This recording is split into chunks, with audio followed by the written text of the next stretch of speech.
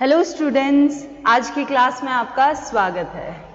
Previous videos में हमने देखे हैं कि हमारी फॉरेन मार्केट में हम किन किन तरीकों से एंटर कर सकते हैं। तो इस वीडियो में भी हम कुछ उसी क्लास को आगे कंटिन्यू करेंगे।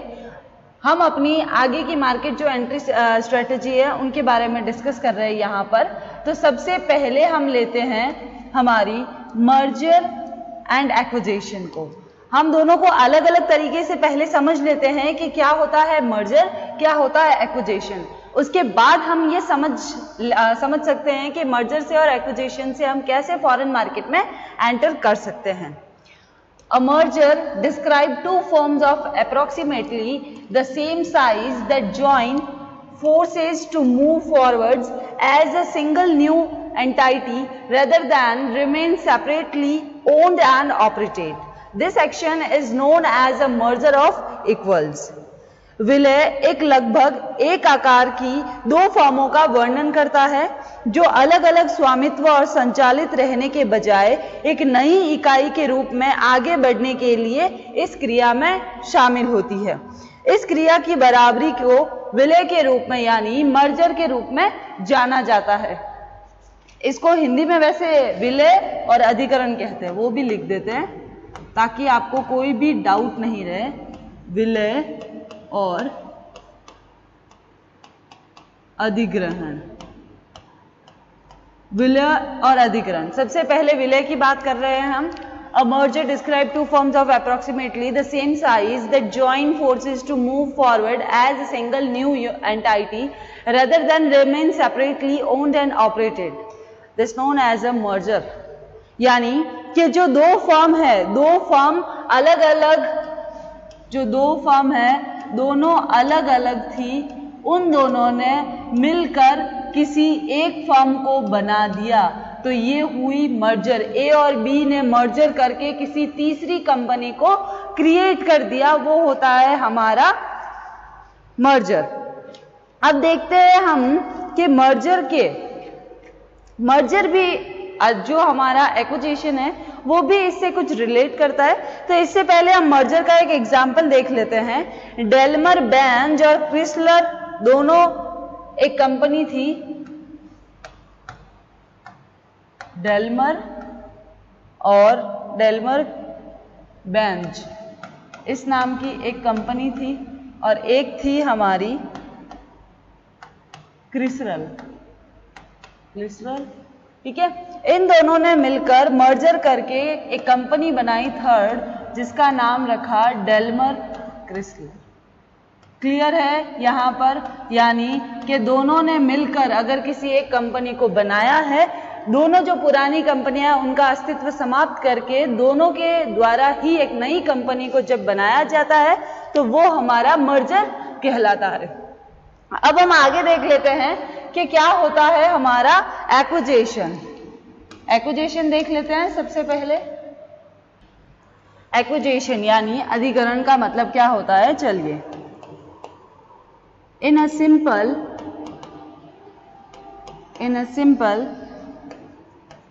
एक्विजिशन, एक second, acquisition the acquiring company obtain the majority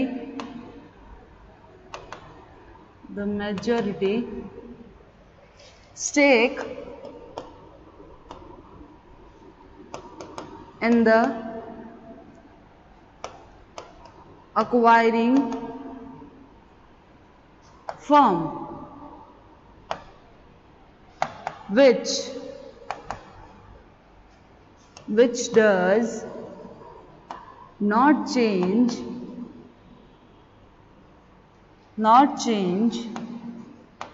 its name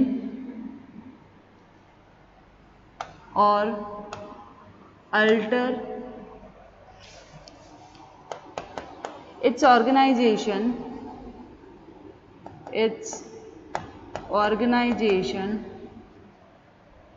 structure. क्या कहता है अधिकरण, उसको पहले हम समझ लेते हैं। अधिकरण ये कहता है कि अधिकरण करने वाली कंपनी अधिकृत फर्म में बहुमत हिस्सेदारी प्राप्त कर लेती है, जो अपना नाम नहीं बदलती है या इसके संगठनात्मक ढांचे को नहीं बदलती है। नहीं बदलने के बावजूद भी अगर वो दोनों फर्म मिलकर अगर आपस में काम कर रही है, आपस में हिस्सेदारी बांट रही है, स्वतंत्रता से फ्रीली अपना काम कर रही है, तो वो हमारा एक्विजिशन होता है। चलिए इसका एक एग्जाम्पल दे रखा है, वो देख लेते हैं। इसकी एक कंपनी दे रखी है, मनुलाइफ फाइनेंशियल, एक सेकेंड पेन चेंज कर लेते हैं ताकि आपको देखने में इजी रहेगा। फाइनेंशियल कॉरपोरेशन इस नाम की एक कंपनी है, ठीक है। इसने इस कंपनी द्वारा 2004 में जॉन एंड हैनकॉन्ग, कौन सी कंपनी के साथ? जॉन हैनकॉन्ग फाइनेंशियल सर्विस कंपनी के साथ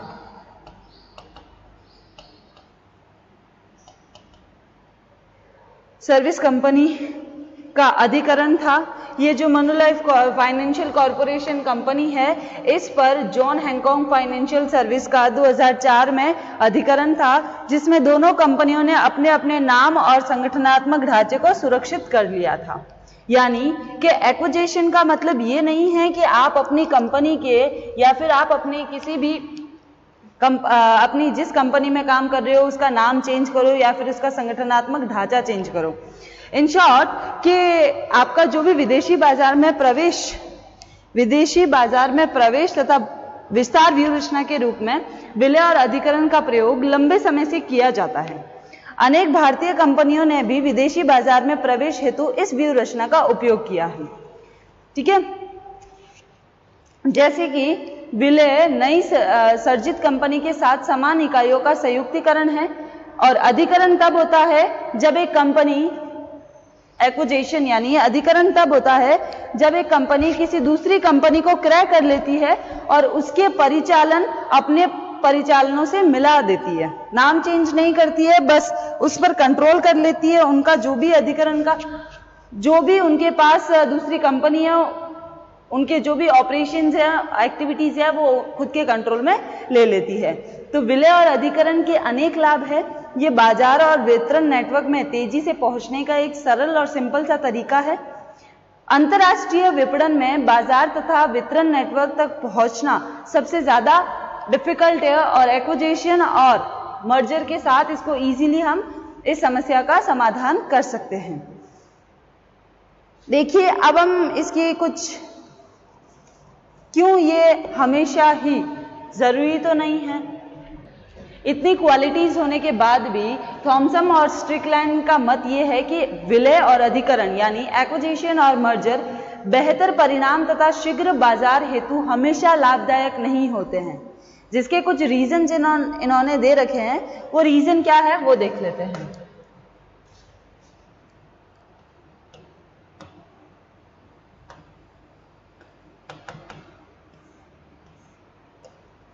क्लियर है? रीजंस देख लेते हैं। सबसे पहले 2-3 रीजन दे रखे हैं।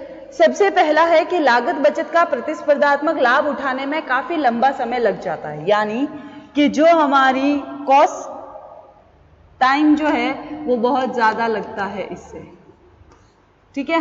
कॉस्ट से हम अपना प्रॉफिट बचाकर उसमें बहुत ज्यादा टाइम कंजप्ट हो जाता है। फिर है कि अधिकरण और विलय में अनेक जटिल समस्याएं एकीकरण के समय उपस्थित रहती है, यानी कि जो प्रॉब्लम्स है वो हमेशा के लिए एक कंपनी के सामने खड़ी रहती है। कभी भी ऐसा नहीं होता है कि किसी कंपनी का मर्जर या एक्विजिशन हो रहा है तो बिना किसी प्रॉब्लम के हो रहा है, या फिर बिना, ऐसी तो कोई कंपनी ही नहीं बनी है जो बहुत बढ़िया ढंग से या बहुत बेहतर ढंग से चल रही है और उसके बावजूद भी कोई मर्जर या एक्विजिशन बिना किसी कारण के करना चाहता है, यानी कुछ न कुछ उसमें समस्याएं, कुछ में कुछ उसमें कमी या फिर कुछ वो प्रॉफिट ज्यादा गेन करने के उत्साह के कारण वो अपनी कंपनी का विलय और अधिग्रहण करवाना चाहता है। फिर नेक्स्ट लास्ट है कि बड़े निगमों में विलय और अधिग्रहण होने पर संगठन में निम्न स्तर पर व्यापक विरोध होता है।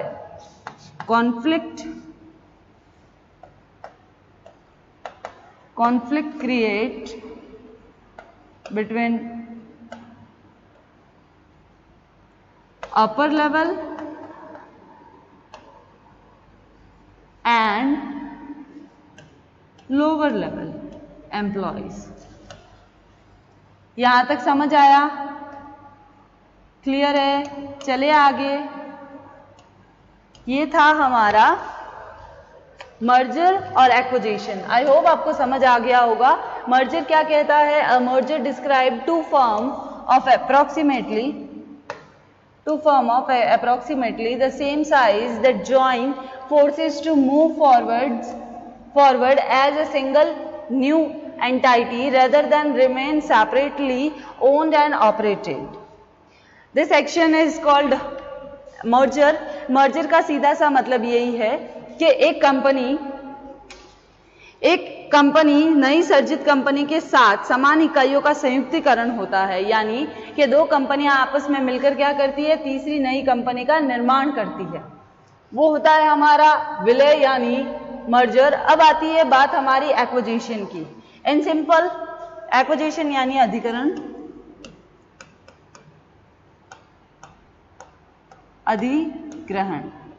In simple acquisition, the acquiring company obtains the majority stake in the acquired firm, which doesn't change its name or alter its organization structure.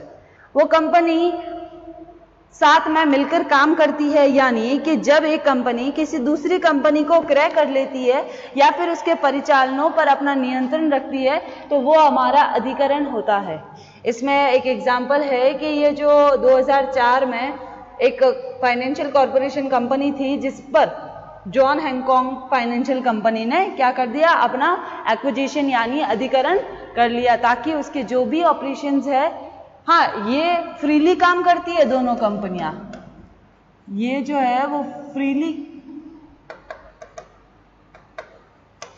एक सेकेंड, ये जो है वो फ्रीली काम करती है, पर इसका जो कंट्रोल होता है वो किसके हाथ में होता है? जिसका अधिग्रहण है उस कंपनी पर। क्लियर है? यहाँ पर इसके कुछ रीजंस थे कि मर्जर और एक्विजिशन इतने बेनिफिशियल होने के बावजूद भी कुछ ऑथर्स ने इनको क्यों कहा है कि ये हमेशा हर स्थिति में लाभदायक नहीं है, तो वो भी हमने देख लिए। चलिए अब हम हमारा नेक्स्ट है स्ट्रेटेजिक अलायंसेस, यानी जिसको हम कह सकते हैं व्यूह रचनात्मक गठजोड़, हिंदी में भी लिख लेते हैं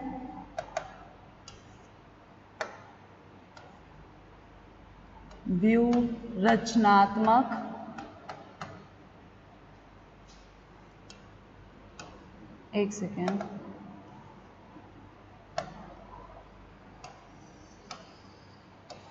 रचनात्मक गठजोड़ क्या होता है हम डिस्कस कर लेते हैं। A strategic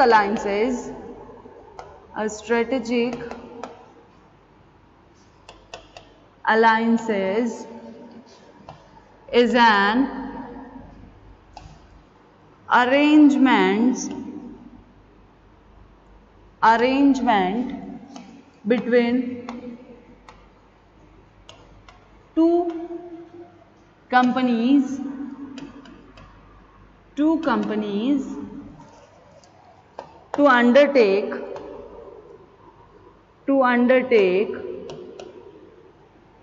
a mutually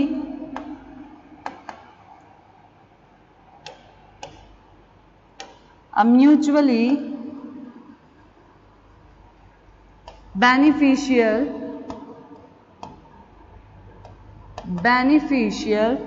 project while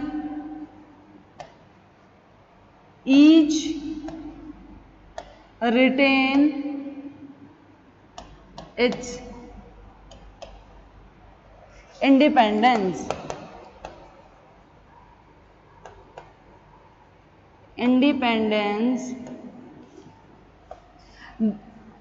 The strategic alliances in an arrangement between two companies to undertake a mutually beneficial project while each retain its independence, यानी एक रणनीतिक गठबंधन दो कंपनियों के बीच एक पारस्परिक रूप से लाभकारी परियोजना शुरू करने की व्यवस्था है.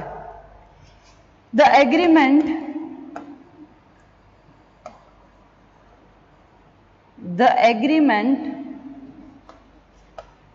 is less complex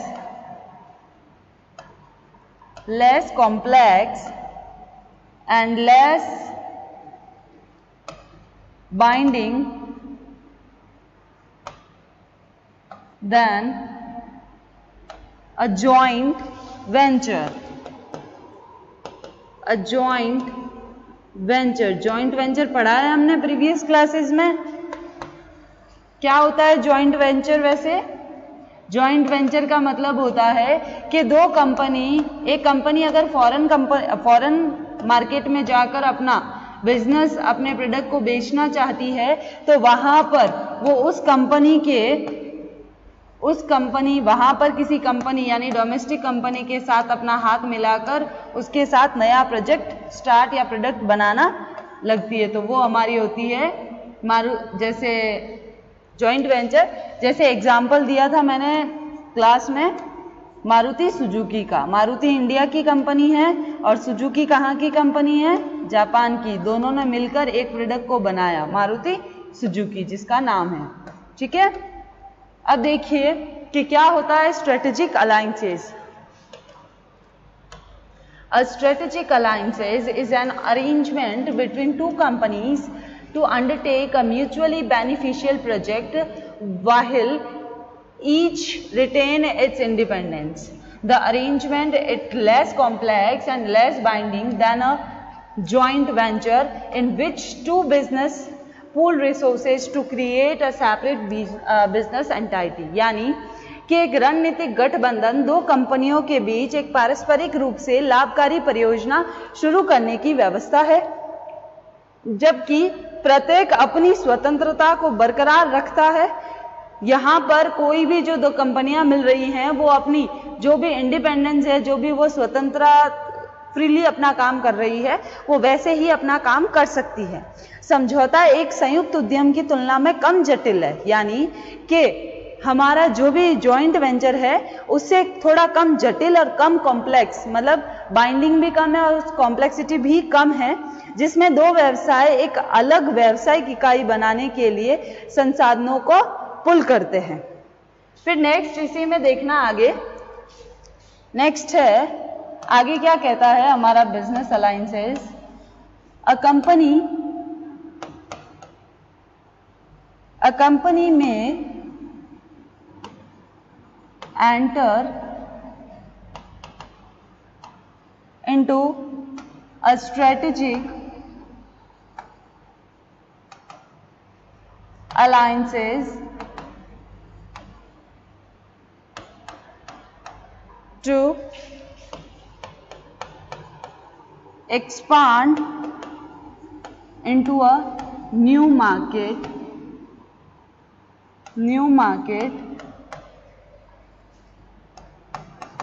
improve its product line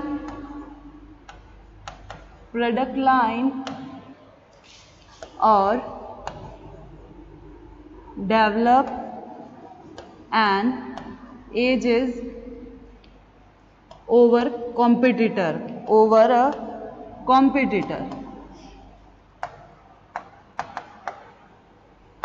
क्या कहता है? अ कंपनी में एंटर, लिख देते हैं यहां पर स्ट्रेटेजिक अलायंसेस. क्लियर है? A company may enter into a strategic alliances to expand into a new market, improve its product line or develop an edges over a competition. यानी एक company एक नए बाजार में विस्तार करने, अपने उत्पाद लाइन में सुधार करने या प्रतियोगी पर बढ़त विकसित करने के लिए इस रणनीतिक गठबंधन में प्रवेश कर सकती है। तो इस तरह से ये था हमारा स्ट्रेटेजिक अलायंसेज। नेक्स्ट आता है हमारा लास्ट, हमारी जो मार्केट एंट्री स्ट्रेटेजी है उसमें जो लास्ट हमारी स्ट्रेटेजी है वो ये है काउंटर ट्रेड। ये हमारी लास्ट स्ट्रेटेजी है काउंटर ट्रेड। क्या होता है काउंटर ट्रेड? ये हर बार एग्जाम में पूछा जाता है, बहुत ही इंपॉर्टेंट है। देखो, विकासशील देशों द्वारा निर्यात बढ़ाने की व्यूह रचना के तहत विश्व में प्रति व्यापार, यानी इसको हिंदी में बोलते हैं प्रति व्यापार, ठीक है, प्रति व्यापार या काउंटर ट्रेड प्रकृति का चलन तेजी से बढ़ा है। अनेक देशों में कंपनियों द्वारा विदेशी बाजार में प्रवेश व्यूह रचना के रूप में इसका उपयोग किया जा रहा है। प्रति व्यापार अंतर्राष्ट्रीय व्यवसाय का एक ऐसा रूप है जिसमें कुछ निश्चित प्रकार के आयात और निर्यात प्रत्यक्ष रूप से एक दूसरे से जुड़े होते हैं, जिसमें आयातित माल का भुगतान मौद्रिक भुगतान के बजाय निर्यात किए जाने वाले माल के द्वारा किया जाता है। यानी एक एग्जाम्पल से समझते हैं जिससे आपको इजीली समझ आ जाएगा। ये है हमारा इंपोर्ट हमने किया है, मान लो 1000 करोड़ का या फिर 100 करोड़ का मान लेते हैं, चलो ठीक है। एक्सपोर्ट हमारा हुआ है